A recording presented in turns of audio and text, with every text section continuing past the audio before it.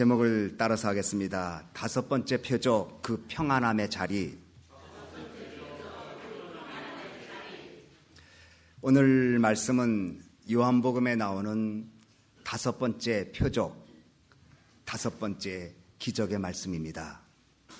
예수님께서 풍랑을 만난, 그래서 고난을 당하고 있는 제자들을 풍랑 중에 풍랑 위를 걸어서 찾아와 주시고 그들을 안심시킨 후 그들의 배에 오르시고 그들이 원하는 목적지까지 인도하셨다는 말씀이 오늘 본문의 말씀입니다. 이 말씀은 마태복음 14장과 마가복음 6장에도 나오는 귀중한 교훈이 주는 말씀입니다. 예수님은 놀라운 권능으로 물고기 2마리와 보리떡 5개를 가지고 수많은 군중을 먹이셨습니다. 그 놀라운 기적을 체험한 무리들은 예수님을 이분이 우리의 왕으로 모시면 우리에게 있는 먹고 사는 문제가 해결될 수 있다고 생각하는 마음이 들기 시작했습니다. 그래서 오늘 본문 15절에 보면 그러므로 예수께서 저희가 와서 자기를 억지로 잡아 임금 삼으려는 줄 아시고 다시 혼자 산으로 떠나가시니라, 이렇게 말씀하고 있습니다. 기다리던 메시아가 갈릴리에 오셨고 그 오신 분이 바로 이분이구나. 예수님을 단순히 정치적인 메시아로, 정치적인 구세주로 보게 되었습니다. 만약에 이들이 예수님을 왕으로 삼기만 한다면 우리가 당하고 있는 경제 문제, 우리가 당하고 있는 로마 식민지 밑에 고난당하는 문제가 해방될 수 있겠다고 그들은 기대하게 되었습니다. 이런 기대감이 무리들 마음에 생기기 시작하면서 사람들에게는 동요가 일어나기 시작합니다. 어찌 보면 떡을 먹은 군중보다 제자들의 마음이 더 두근거렸을지 모릅니다. 예수님을 따른 제자, 예수님에 의해서 모든 것을 버리고 따랐다고 생각하는 자기들에게 예수님이 임금이 되시기만 하면 적어도 한 자리는 차지할 수 있지 않을까. 무리의 동요함과 마찬가지로 제자들의 마음도 예수님이 왕 되기를 기다리는 마음이 가득 차게 되었습니다. 그런데 예수님은 이들의 생각과 달리 왕 삼으려고 하는 사람들의 그 인기, 그리고 그 간절함을 흩어놓으십니다. 그리고 제자들은 배에 태워서 빨리 갈릴리 바다 건너편으로 가도록 재촉하시고 군중들을 흩어보내신 후 예수님 홀로 산으로 기도하러 가셨습니다.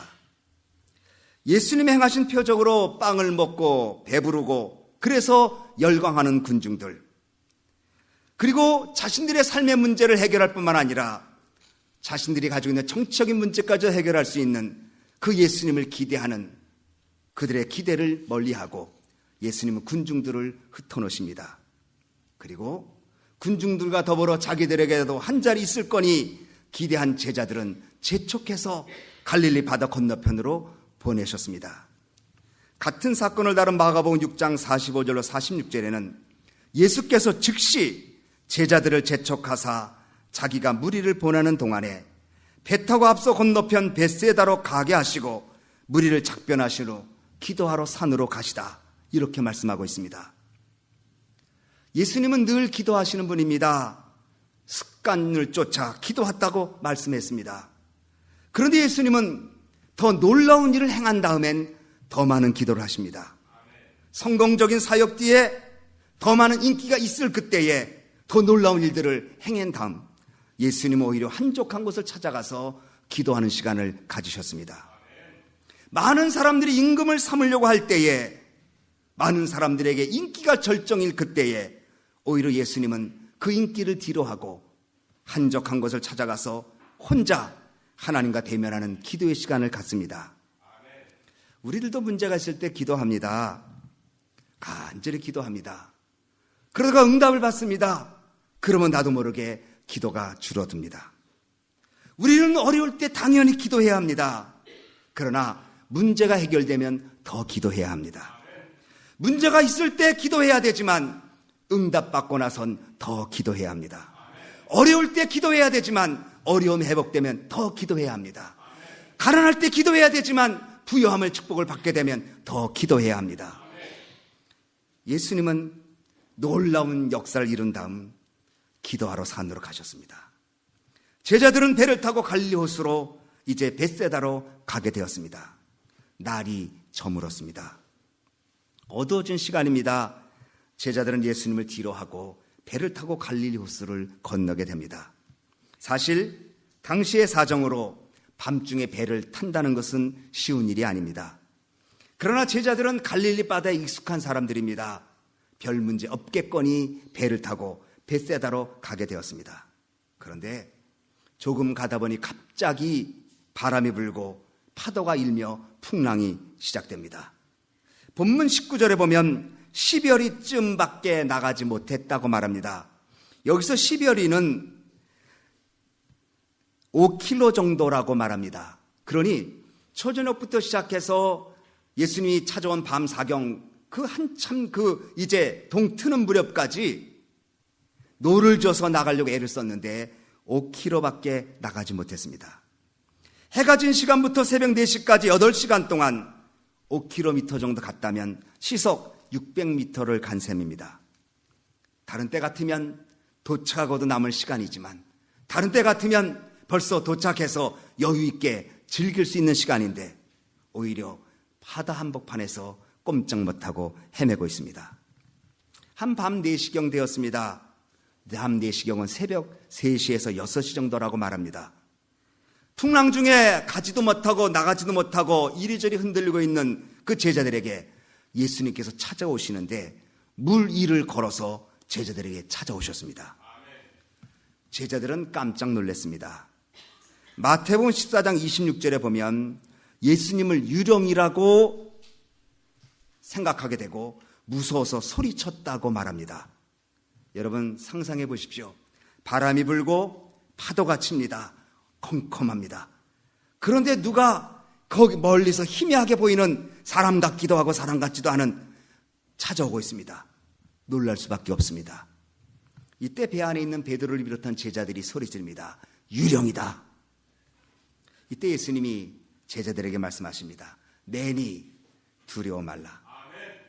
제자들은 자신들에게 찾아오신 분이 유령이 아니고 예수님인 줄 알고 기뻐합니다. 그리고 예수님을 배 안으로 영접합니다. 그리고 예수님이 배 안에 타자마자 파도가 잠잠해지고 그들이 가려고 했던 목적지를 도착했다고 하는 것이 5번째 표적의 말씀입니다. 왜 이 5번째 표적을 통해서 주님께서 우리에게 주시고자 하시는 영적 의미는 무엇입니까? 첫째, 예수님이 만유의 왕이신 것을 말씀하고 있습니다. 오늘 우리는 이 사건이 15절에 이어서 연결되고 있는 표적입니다. 15절은 예수님을 유대인들이 임금 삼으려고 하는 사건입니다. 그런데 예수님은 그들의 임금 삼으려고 하는 것을 거절하시고 홀로 기도하러 산으로 가셨습니다.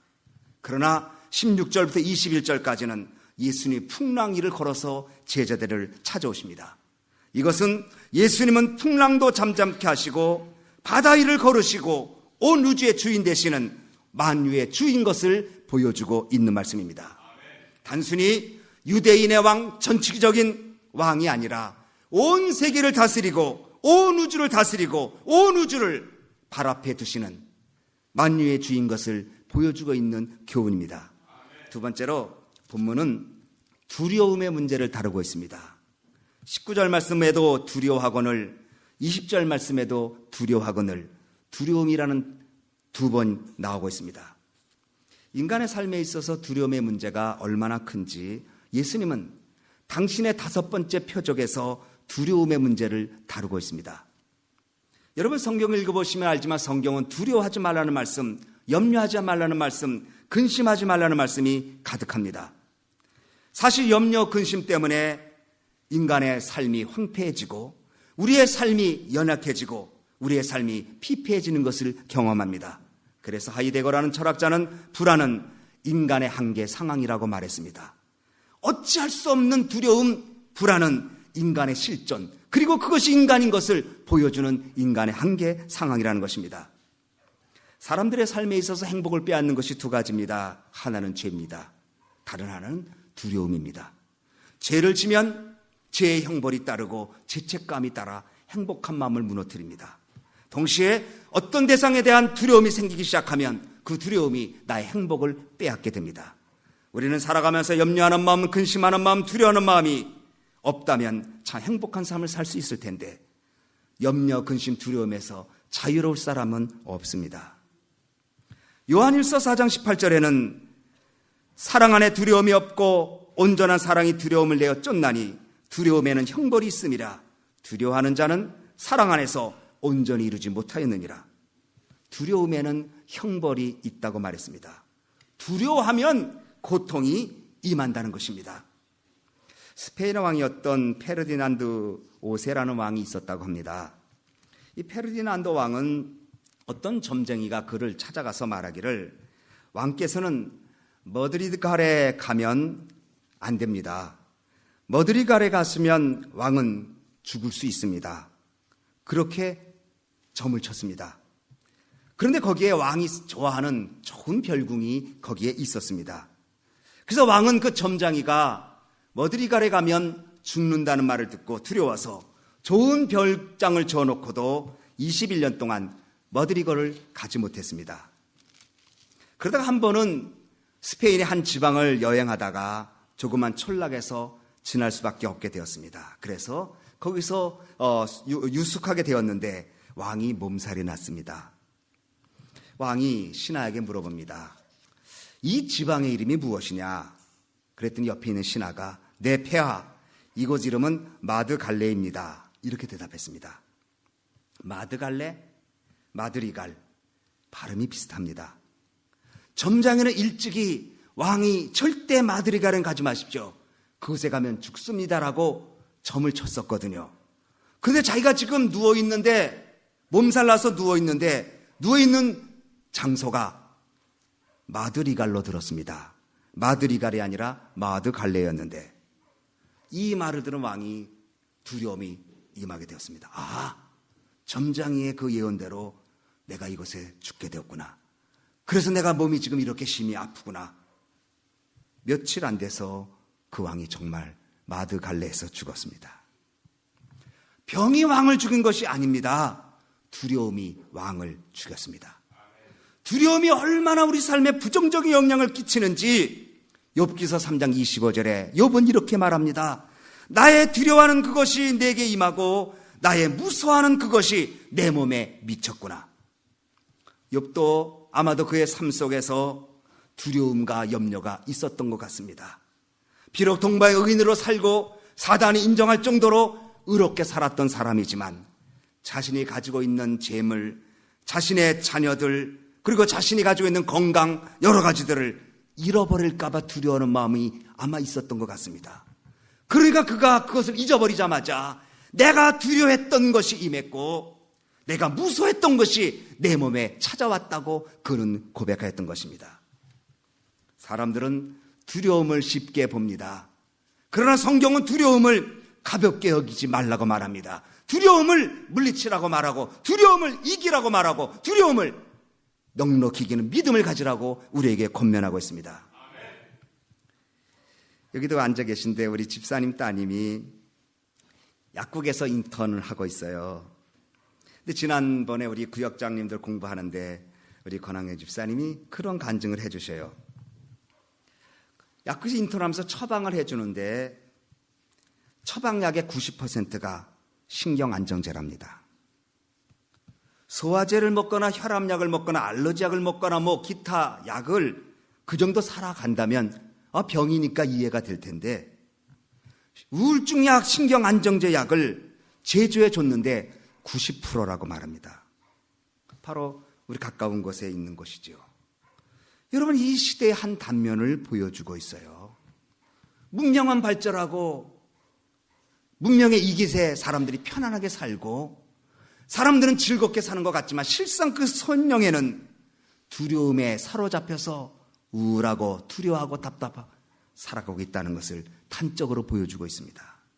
그러나 예수님은 우리를 죄악에서 구속하셨을 뿐만 아니라 두려움 가운데서도 해방시켜 주시는 분인 것을 믿으시기 바랍니다. 예수님 말씀하십니다. 두려워 말라. 예수님 말씀하십니다. 너희는 마음에 근심하지 말라. 하나님을 믿으니 나를 믿으라. 사도 바울도 디모데에게 편지할 때 하나님 우리에게 주시는 마음은 두려워하는 마음이 아니요 능력과 사랑과 근신의 마음이라고 디모데후서 1장 7절에 말씀하고 있습니다. 그러면 왜 제자들이 두려워했을까요? 첫째, 풍랑 만났기 때문입니다. 사실 인생의 풍랑 언제나 일어납니다. 제자들은 갈릴리 바다가 익숙했습니다.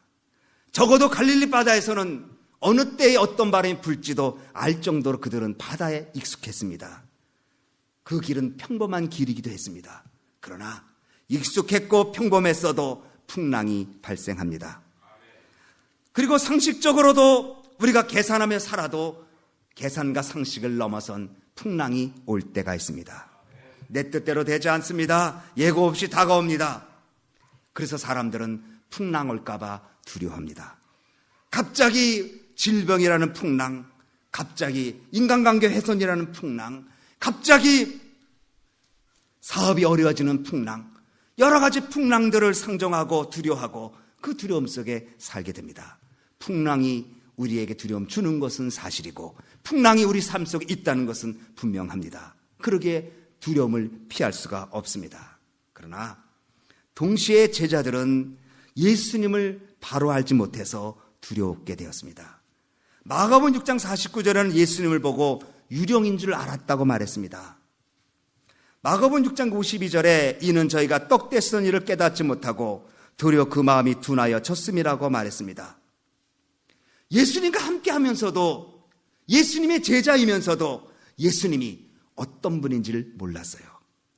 그 많은 표적을 보고도 오병이의 기적을 보고도 그 떡을 먹었음에도 불구하고 예수님이 누군지를 몰랐어요. 그 이유는 마음이 둔해졌다고 말합니다. 마음이 둔해졌다는 말은 헬라어 원어는 무감각해졌다는 말입니다. 왜 놀라운 기적 앞에 예수님 옆에 있는데도 그들의 마음이 무감각했을까요? 선입견 때문입니다. 물론 사람은 무리를 절대 거를 수 없습니다. 그것은 당연한 이치요, 과학이요, 합리적인 것입니다. 그러나 예수님은 하나님이십니다. 자연을 창조하시고 자연을 극복하시고 자연을 부릴 수 있는 분인 것을 제자들은 몰랐습니다. 그러기에 그들은 두려워하였습니다. 만군의 주 여호와 하나님, 그분을 몰랐다는 것입니다. 예수님 찾아와서 말합니다. 내니 두려워 말라. 예수님은 자기 자신을 보여줍니다. 내가 메시아야. 내가 여러분을 구원해 주러 온 메시아야. 그런데 우리가 여기서 하나 알아야 될 것은 예수님이 어떻게 오셨나요? 풍랑이를 밟고 오셨어요. 예수님이 배 타고 오신 것도 아니고 예수님이 날라오신 것도 아니고 풍랑이 가득한 그 현장에 풍랑 위를 걸어서 제자들을 찾아오셨어요. 다시 말하면 예수님은 풍랑을 밟으시는 분이에요. 바다 위로라는 말은 이 말은 온돌레이크라는 말입니다. 예수님이 풍랑 곁에 계시지 않고 풍랑을 밟고 풍랑 위에서 제자들을 찾아오셨습니다. 발로 밟았다는 것은 귀중한 뜻이 있습니다. 여호수아에서 보면 내가 발로 밟는 땅을 너에게 주리라. 발로 밟는다는 것은 지배권을 의미합니다. 발로 밟는다는 것은 성취한 것을 의미합니다. 발로 밟는다는 것은 소유를 의미합니다. 예수님께서 풍랑을 발로 밟았다는 것은 예수님이 이 땅, 이 모든 자연, 이 만유를 지배하신다는, 통치하신다는 말씀입니다. 바다도 산도 천체도 식물도 동물도 예수님 발 아래에 있습니다.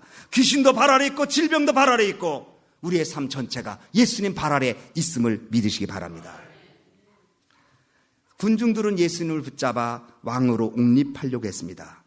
그러나 예수님은 사람들이 왕으로 옹립하려고 하지 않아도 이미 왕이십니다.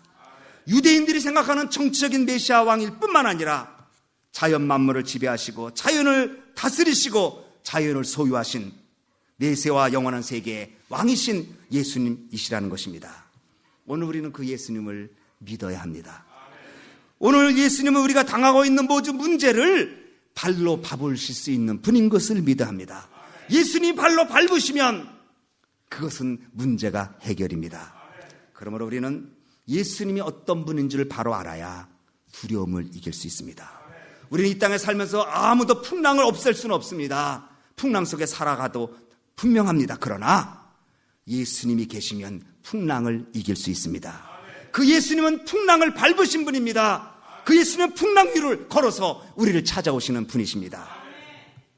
그리고 예수님을 배 안으로 모셔드렸습니다. 요한복음 6장 20절 말씀 한번 다 같이 읽습니다. 20절 21절 시작. 가라사대 내니 두려워 말라 하신대 이에 기뻐서 배로 영접하니 배는 곧 저희의 가려던 땅에 이르렀더라. 기뻐서 배로 예수님을 영접했더니 그 다음에 어떻게 했어요? 저희가 가려던 땅에 이르렀더라. 여러분, 올해 가려던 것이 있지요. 올해 여러분, 우리 가정적으로, 개인적으로, 또 우리 교회적으로 도착해야 되는 골이 있지요. 적어도 이것은 해야 되겠다고 생각하고 이 믿음으로 2012년도를 항해하고 있지요. 도착할 수 있는 길은 한 가지. 우리의 인생의 배 안에 예수님을 모셔야 합니다. 예수님을 모실 때에 우리는 소원의 항구에 도착할 수가 있습니다. 그래서 시편 107편 28절로 31절에 이에 저희가 그 근심 중에서 여호와께 부르짖음에 그 고통에서 인도하여 내시고 광풍을 평정히 하사 물결로 잔잔케 하시는도다. 저희가 평온함을 인하여 기뻐하는 중에 여호와께서 저희를 소원의 항구로 인도하시는도다. 여호와의 인자하심과 인생에게 행하신 기이한 일을 인하여 그를 찬송할지로다. 성도가 누구입니까? 성도는 예수님처럼 풍랑을 밟을 수 있는 사람입니다.